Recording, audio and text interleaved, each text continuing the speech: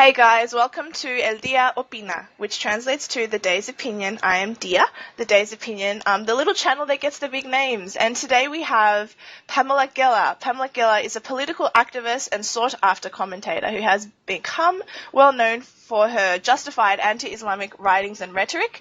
She also sponsored the Draw the Prophet cartoon contest in Garland, Texas, which drew much critical attention. Her mission, it seems, is a noble one. Thank you, Pamela, so much for being on the show with me today. How are you? Honored to be here. Thank you, dear. No worries. Well, I'll just begin with my first question. Many people have awakenings or epiphanies, and this seemed to be the case for you during 9/11, which seemed to wake you and a lot of people up. What was it about this catastrophe that specifically inspired you? Well, if you weren't awakened by 9/11, then you were dead already. This was the largest attack on American soil. It targeted the financial center of America. It targeted the military center of America. And from what we know about Flight 93, which never made its intended target because of the first real American response to 9/11, and that was the passengers having been notified about what was going on because they were slightly delayed, took over the plane. But it was the Capitol of the White House. This was a direct attack on our nation. This was bigger than Pearl Harbor, and more died. And Pearl Harbor was a military installation. These were civilian installations, and it was the opening salve in the jihad war on America. I didn't know that at the time. I didn't know who had attacked the country. And, of course, now, 17 years later, the idea that those of us fighting in defense of freedom, freedom of conscience, freedom of religion, freedom of speech, and equality for all before the law would be the demonized ones, would be the marginalized ones, would be the quote-unquote unbelievably labeled extremists, is really quite shocking. It's interesting. Muhammad Atta, who was the leader of the Islamic cell who attacked this country on 9/11, was on the plane and that was heading into the World Trade Center, which, by the way, had its own zip code. Had 50,000 people in it at any one time. I mean, that was the target. Said to the passengers, "Stay quiet and you'll be okay. Stay quiet and you'll be all right." And that's exactly what they're telling us today. Be quiet. Do not criticize. Do not elucidate. Do not highlight awareness. Stay quiet and you'll be all right. And the passengers were not all right. And I can tell you that Western civilization will not be all right. So that was a very long answer to a very short question. But 9/11 was a direct attack on the homeland. And so I, as a great lover of freedom and the byproduct of a free nation, it's in our DNA. You know, when Tocqueville came to America and he said, we have all these philosophers in Europe and America doesn't have that. I mean, they have these leaders in medicine and industry, but they have no philosophical leaders, which puzzled him. And he said, it's because they share the same DNA, the same shared value of individual rights and equality for all before the law. And I do think, of course, that the left, because this is an anathema to the left, the left is state. This battle that we're fighting is individualism versus statism. Yes. Whether it's Stalinism or communism or Islam, which is state, mosque is state. There is no unique soul in Islam. This is the battle. And so, yes, the founding principle of this country, of America, was individual rights. So that was my response. And it was a very rational response, no matter how topsy-turvy the world we're living in is. How topsy-turvy is the world that we're living in is? Here, let me give you one illustration. For my freedom work, my counter-terror work, my work for women's rights, particularly Muslim women, have been banned from the UK. And yet we find out that the Manchester jihad bomber who bombed an Ariana Grande concert targeting young girls, 22 murdered, mostly young children, mostly girls, yes, The jihadi behind that attack was rescued by the Royal Navy and brought back to the UK despite having been flagged as a threat. Unbanned, but the May's government is sending out the Royal Navy to save the Manchester bomber. So when I say the UK is doomed, I am not engaging in hyperbole. This is not rhetoric. This is like, snap out of it. Well, the UK for, I'd say, the longest time has now gone under. It's no longer what it was. It's more totalitarian than it's ever been. And you mentioned in your answer that it was individualism versus statism. Many would debate and say that statism is the answer and that over anarchism. Like usually statism, the United States is seen as statism and that anarchism is the only way out. Do you have any thoughts on that? I have very few thoughts on false intellectual premises. Okay, sure.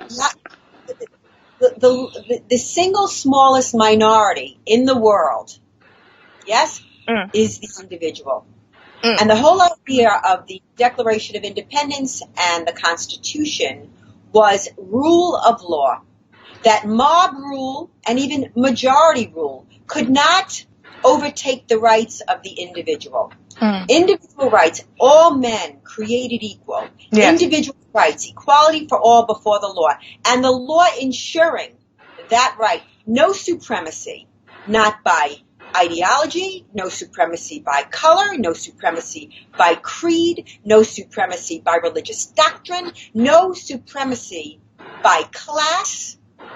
This was, after centuries of bloodshed and intellectual wrestling, the greatest moment in human achievement. Never before in the history of mankind was there a government ever based on individual rights. This is a magnificent idea.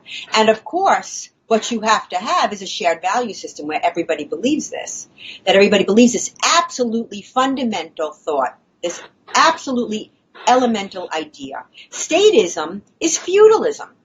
Statism is communism. I will not sacrifice my life for the sake of another man, and I will not ask another man to sacrifice his life for me. Anything under the guise of the auspices of the common good, the common good, yes, is really a euphemism for slavery.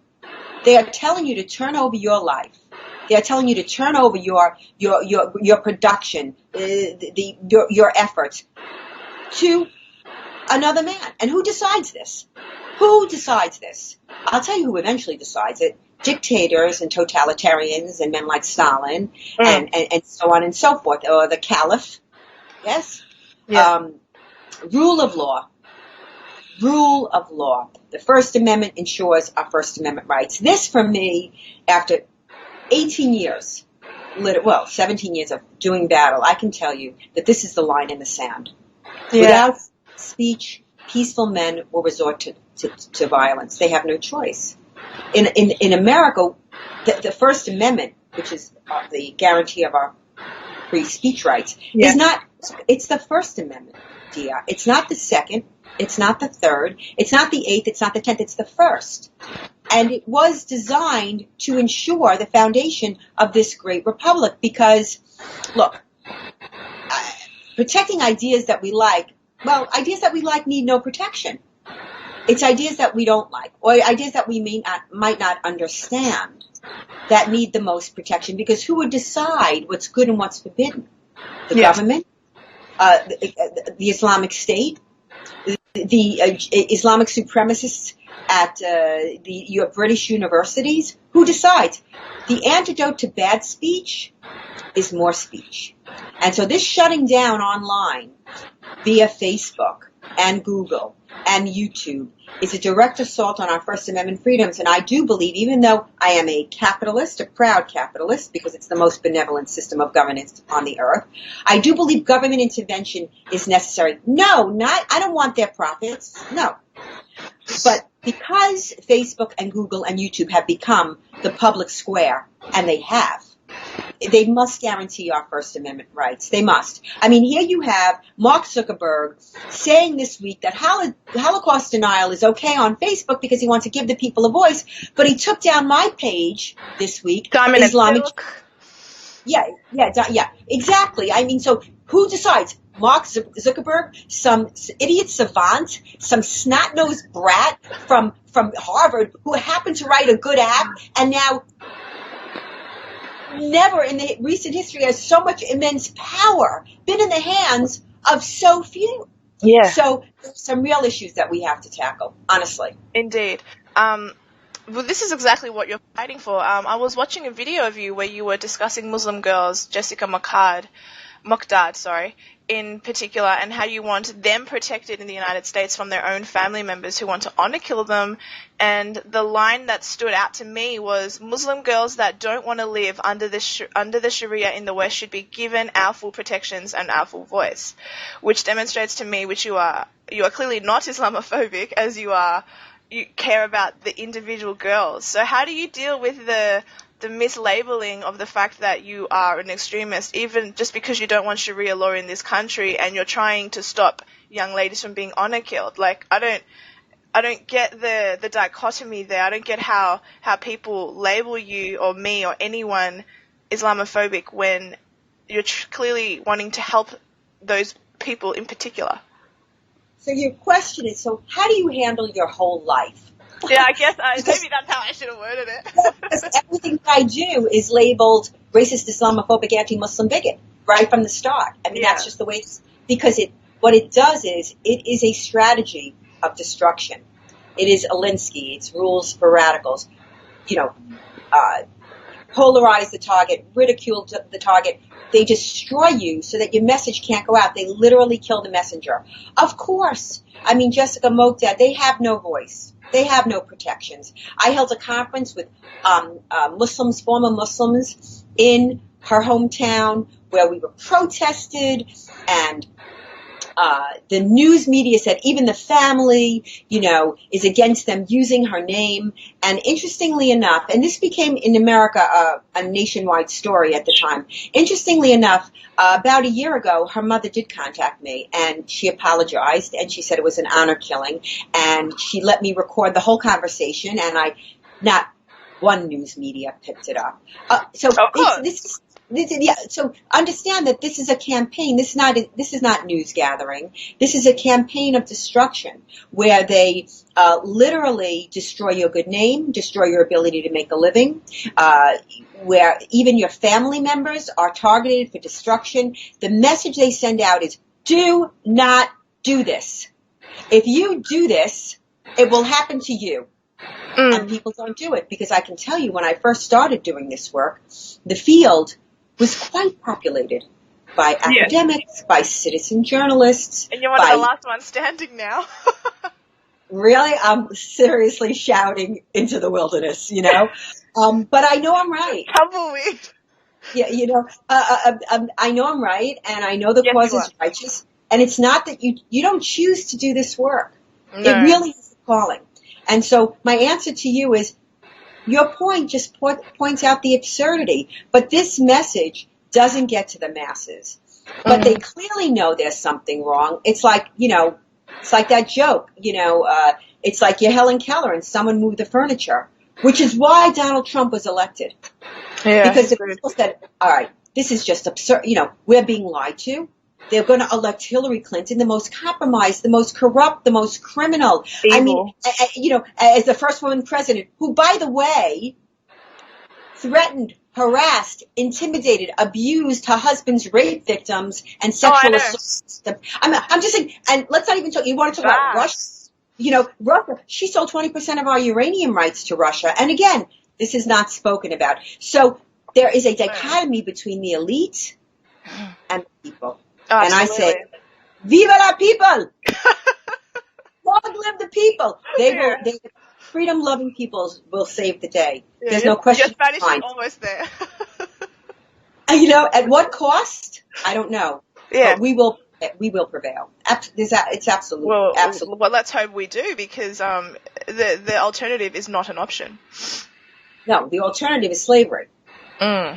I was going to say that. What was I going to say? Hang on, let me find it. Sorry, I got sidetracked. You're supposed to get sidetracked. Sidetracked is good. Oh, okay. Hang on, let me find what I was going to say. Okay. I can't find it And now. I love that you're young and you're vivacious and that you're doing this work. I salute you. Oh, You are the thank you. future. Oh, I mean thank it. you. Yeah, I don't know. I've always had this passion about right fighting, and I don't get how the public doesn't see what I see. I don't know. It's weird to me, so I feel like I have to do it. Well, because you're an inquiring mind. It's because you're a thinker. Most people have been taught by this stage how not to think. They're not taught how to think. When I went to school, we were taught how to think. You were taught chess. You were taught how to think. Today, you are told What to think, yeah. And it shakes their surface when it's something a little different. Oh my God, they snap, which is why you see these crazy, I call them the Moranials. They snap, they're violent, they're breaking things. These thumb-sucking 2-year-olds didn't get their way. Safe spaces, yeah. I remembered my question. Yeah. So, Jessica Mokdad's mum, can I ask what was she remorseful? Did she feel bad about it? Or was she very neutral to it because it's that normal to them to do that? She was a convert to Islam. Oh, she was a convert. She was a convert to Islam when she married her husband. Oh, no. And she said that it was 16, or I don't know, forgive me, it's a year ago, so if I get the number wrong, just bear with me. Yeah. It was 18 years of pure hell. She was completely remorseful. Yeah. She said she was in that box. She was in that sort of, it's like a hostage syndrome situation. She was like a white American woman. Yes. Yeah. She was. She was a blonde, white American woman who had converted, and then after Jessica was honor murdered by her stepfather, the mother started to think, and I can tell you, then, my God. Well, if you look at the journey of, let's say, Wafa Sultan, if you look at the great scholars of Islam who have left Islam, Ibn Waraq, it's an incredible process. I mean, your whole belief system, this is your DNA. Your human DNA is based on belief, and there's a spirituality. The whole foundation of your thinking and your spiritual life has to be deconstructed. Yeah, I get that. That's true. And you have to do it alone. You have to do it alone. I mean, it's not just your family. It's your mosque. It's not just your mosque. It's your community. And everybody is like this about it. Oh, you have to. And I get these heart-rendering letters every week, maybe 8 to 10 a week, from Muslims in the Middle East or in Africa who have left, and they don't know what to do because their families are pressuring them to do this, that, and the other thing. And I write to them, I said, you do this, that, and the other thing. You pretend to pray. Just remember, you are free. You are free in your heart, and you are free in your soul. So you are basically more than halfway there. And if you let on to what's happening, you're putting your life in danger. Why would you want to put your life in danger when you finally have been freed to live a free life? So pretend, and a lot of them are young. I say, try to get a student visa, try to go to school in the West. Canada was very, very good about this. Get out. Yeah. Get out and stay out, which is why when I get letters from Muslims in this country, I say, listen, you're in a free country. And I want to send them the Paul Newman song, get off the bus, Gus, no need to, I mean, just set yourself free, Lee, and get yourself, I mean, it's like, just walk out the door and go. You're in America or you're in Canada. You are free. Start another life somewhere. But it's very difficult for Muslims in Muslim countries. And again, there's no support system. I did a bus campaign. My very first bus campaign, which started the big ruckus, because I was trying to help a Muslim girl who had left Islam from Ohio, Rifka Barry. And I know Rifka Barry. I was watching that whole story unfold. I don't know her, but I know that story, and she survived. She's a born again Christian. she survived because of us, okay? Good, I'm glad. I know, because we were involved in the story as soon as she went missing. And I remember saying to Robert Spencer, because I was writing it up, you think she's alive? And he said, they're never found alive. Yeah. And she was in Florida, and I flew to Florida, and I had been corresponding early with Rivka Barry through like a hush mail account. Uh-huh. But the point is, when I went to Florida for the hearings to bring her back to the household that vowed to murder her, yeah, I was standing on the corner waiting for my ride, and there was a bus that said, "Come to Islam. Have questions?" And I thought, I'm standing on this corner for Rivka Barry, and thought, what about those who want to leave Islam? So I took their ad, with the sun and the sky and the grass. Yes, I know what you're talking about. And then you went head to head with Linda Sarsour about these bus ads on a. That was a different set of ads, but yes. It was such a good head to head. I loved watching that video of you and her. These ads said leaving Islam, have questions, resources, and they went up, and that's when the banning began. Miami banned my ads, but that ad went up in California. And when I went to do my human rights conference on honor violence in California with about 12 former Muslims, one of the Muslims came up to me and said, I want you to know that it was your bus ad that put me in touch with a network, that put me in touch with Noni Darwish, that saved my life. And these ads have been banned. Yeah. So, the reality is shocking, but what we have to do, double standard. Activists like yourself, as tough as it is never, ever stop. The whole point is to make us stop. Yeah. That is the whole point.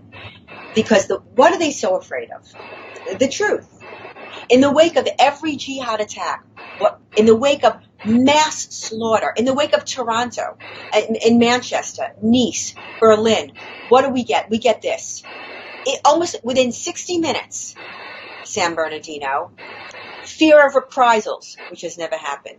Backlash, a fear of backlash, Islamophobia, and then the coup de maître, the cherry on the top. The real victims of jihad attacks are Muslims. Yeah. Because they suffer from, Islamophobia. It's incredible. Yeah. The blood is still warm. Children, kids. Well, stop murdering them and then you won't suffer from it. Well, that's a whole other thing, how to make that happen. But nothing like that is even remotely happening. Islam needs a Vatican II. Islam needs a reformation. Islam needs to expunge the Qu'ran of its texts and teachings that incite to genocide, to creed apartheid, gender apartheid, cultural annihilation, and enslavement. So much. This has to happen. But there's no even self-awareness or recognition. The finger is always pointed at the victim. The figures are very small, like the Imam of Peace and there's another guy, I forgot his name, but there's few figures, and all their lives are endangered every day because people consider them to be taqiyya or any, they're going to get killed. Their lives are in danger because they don't have a theological leg to stand on. What they're preaching is not Islam. That's why. Because unlike they claim it is.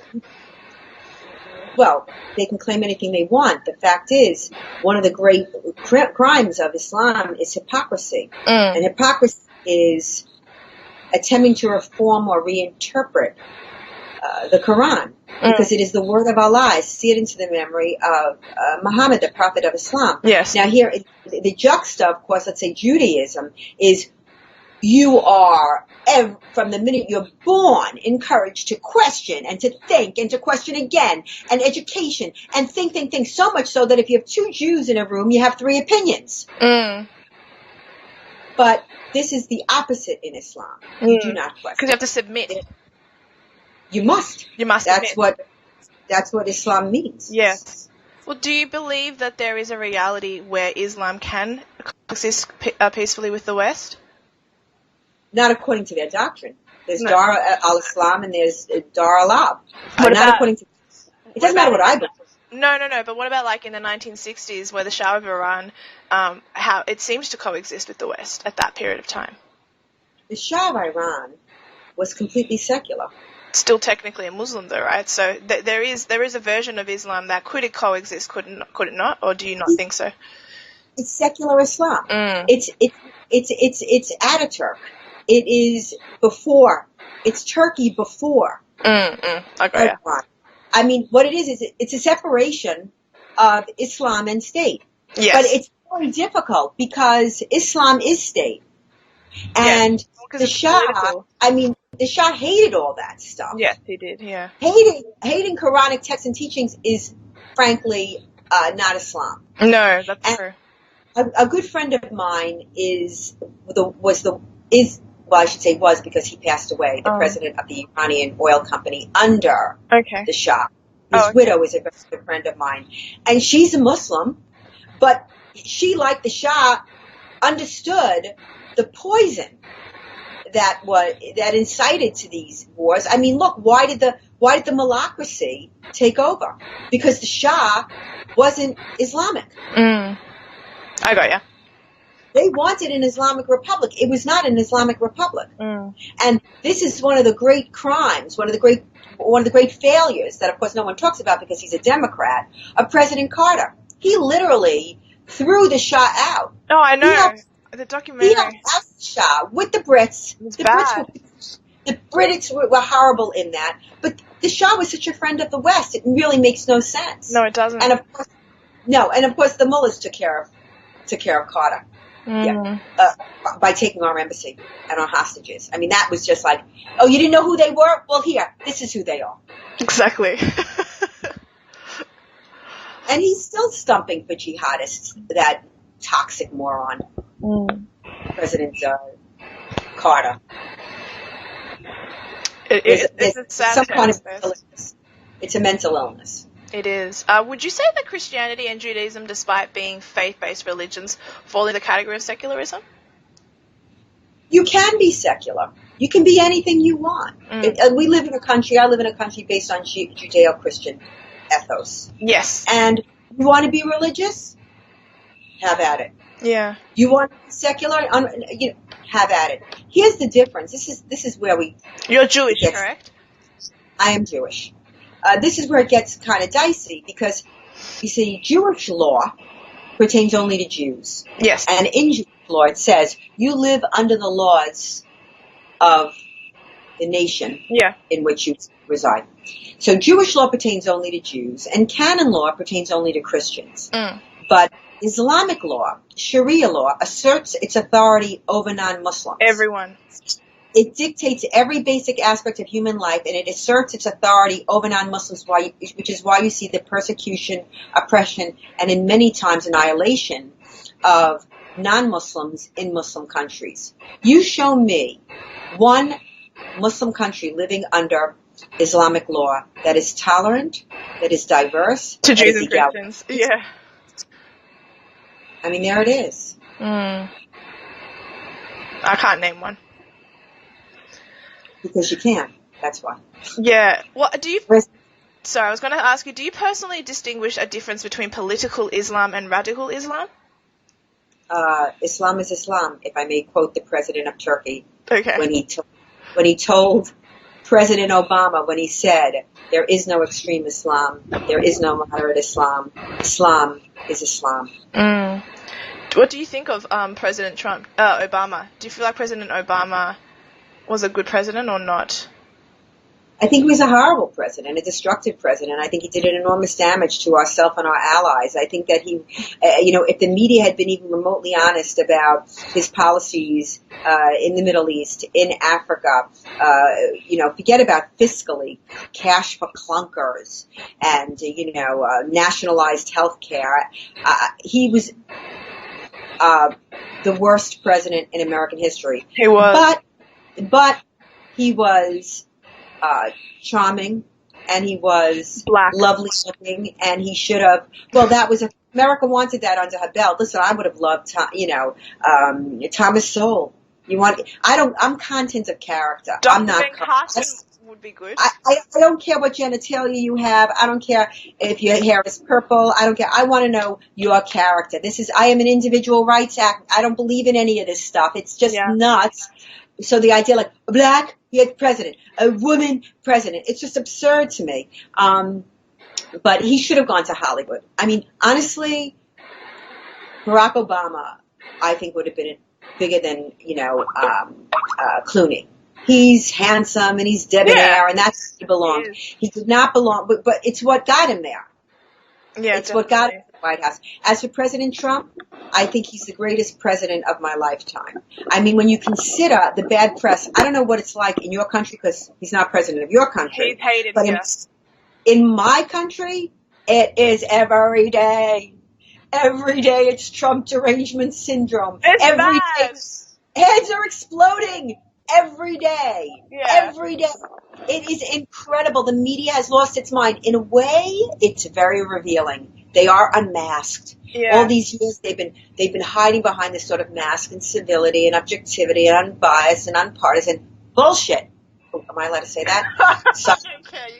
Okay. All I'm saying is that now they are just rabid dogs. They are insane, and the people are seeing it. And I don't think there's going to be a blue wave in the midterms. His approval ratings are very high. I mean, there are certain people that will never, ever change. They're dogmatic. It's almost like when Stalin was dead, and they went to all the gulags to release the political prisoners. And political prisoners said, Stalin is dead. And actually some prisoners cried, not out of happiness, but out of actual pain. Those leftists, you are never going to move off the dime. Forget about them. But there are people out there, rational people who don't have the information, rational people who can think but are misinformed. That's your job, dear, to reach those people. It's very difficult, but I'm doing my very best. Like, many people have Trump derangement syndrome. Did you watch the Whoopi Goldberg, how mad she got at Judge Jeannie? Derangement. Let me tell you what I have. Okay. I have I'm tired of people starting a conversation with Mexicans or liars and rapists. I'm tired of people starting a conversation about this country. Listen. I'm 62 years old. There have been a lot of people in office that I didn't agree with, but I have never, ever seen anything like this. I've never seen anybody whip up such hate. I've never seen anybody be so dismissive. And clearly you don't watch the show, so you don't know that I don't suffer from that. What I suffer from is the inability to figure out how to fix this. That's my issue. But one of the things that you talk about a lot, and I'm curious about it, is the deep state. Like, so bad. Another display. Yeah. The public has to see. I mean, in your own life, is that how you behave? When a family member or a friend or it says something you don't agree with, that you literally... I know. I would never react that way to anything. They're really nuts. And our college campuses have become hostile war zones. Yeah. There was a time my colleagues and I used to speak. We never speak. I mean, ever. If you're Jewish, it is a scary place to be. If you're pro-Israel, it is a scary place to be. And this is, I mean, at some point, the colleges, much like Facebook, who is in a death spiral, who just this week lost in one day 25% of its share value, the largest stock in the history of Wall Street, you would think they would reevaluate and say, maybe we should go back and revert back to what we did that made us so fabulous and popular and loved by everybody. No. They're too stupid. They hit the bottom and they keep digging. Yeah. It's so bad. It's the same thing with the Grammy Awards and all the award shows. They keep their political agenda going, and people just don't care anymore. And they're like, why? Why isn't anyone watching us? It's the same thing. It's ridiculous. We're tired of it. We're getting and in my day, people knew to be quiet. I'm much older than you, and in my day, celebrities, they kept their opinions to themselves because They're not selling their political philosophies. No. I sell my political philosophy of individual rights. I know that it's the Different. best idea. I know that in the war of ideas, I will win if given the chance to But debate. you didn't start off as singer, or you didn't start off a fashion designer, so it's okay. Right, I'm not saying. So, but the thing is that if it's your voice and your talents, then you want to reach as many people as possible. So why would you alienate half the nation? Exactly. Why would you? And that's what they're doing. And yeah, and the movies today are terrible. They're just terrible. Oh, I know. I don't go to the cinema anymore. No. Well, I go to the film forum because, Humphrey Bogart and Ingmar Bergman and those films are there. Ingrid and the old Bergman, movies that's are good. Yeah, well, there's a moral compass. Mm. There's no moral compass in today's film. No. None. I was talking about the Americans, and isn't it a great show? No. They're equivocating between the Russians and the Americans, and I don't care. Look, you want to say, the Americans did. Listen, we are a moral force for good. And if you can't see that, there's something wrong with your moral compass. There's not something wrong with me. I would agree. Just before we finish up, I was going to ask you, how do you classify yourself politically? So I heard you say that you're an individualist and that you are, I forgot the other word that you used. So you are conservative. Are you more on the right than on the left? Like, how do you personally classify yourself as opposed to letting the others label you? Well, no one can label me because I don't know that there's a label for me. The truth of the matter is if there was a party, it would be the individualist party or it would be the capitalist party. There are certain things on the right that I certainly do not agree with. I'm an individual. Sorry, keep going. No, I'm an individual rights advocate, so there are certain ideas that I just cannot cotton to. But of the two parties, the left is evil. So it's the lesser of two. So I guess you would say when I vote Republican. Unless it was somebody, either Democrat that I could relate to, but not one on one issue. They have literally gone so left. They are now off the cliff. Oh, absolutely. They're like advocating pedophilia and stupid crap like and that. Your left, your Labour, Corbyn and his band of Nazis over there, his band of anti-Semites, they have gone off the cliff. It's bad. It's like, how much further can they really go though? Like, I don't understand how much further left they can go without realizing how mad and batty it is. Like, how's it going to be in 60 years? Like, it's scary to think that. By then.